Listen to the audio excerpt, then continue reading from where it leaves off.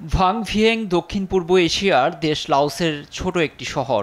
পর্যটনের ক্ষেত্রে নদী তীরবর্তী শহরটিতে বছরে আগমন ঘটে লাখো পর্যটকের। প্রাকৃতিক দৃশ্য ও সস্তা পর্যটনের কারণে দিনের পর দিন শহরটিতে সময় কাটান তারা। কিন্তু সম্প্রতি মদের বিষক্রিয়ায় ৬ পর্যটকের মৃত্যুর পর আন্তর্জাতিক গণমাধ্যমে এ নিয়ে চলছে তুমুল আলোচনা। শনিবার ফ্রিতে মদ পান করে মিথানল বিষক্রিয়ায় মারা যান এক অস্ট্রেলিয়ান কিশোরী।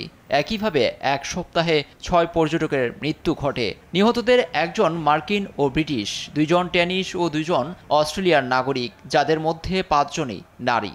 নিজ দেশের নাগরিকের মৃত্যুর ঘটনাটি নিবিড়ভাবে পর্যবেক্ষণের কথা জানিয়েছে মার্কিন পররাষ্ট্র দপ্তর। এ ঘটনায় সুষ্ঠু তদন্ত ও জড়িতদের শাস্তি দাবি করেন নিহত অস্ট্রেলিয়ান কিশোরীর পিতা মার্ক জোন্স।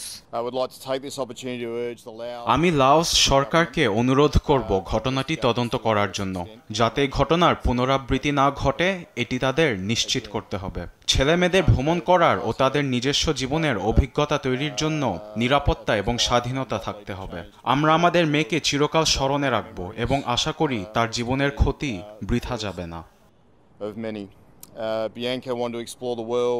ঘটনার সময়ে ৬ জনের অবস্থান ছিল ভাং ভিয়েংয়ের নানা ব্যাকপ্যাকার্স হোস্টেলে। তবে সব অভিযোগ অস্বীকার করেছে কর্তৃপক্ষ।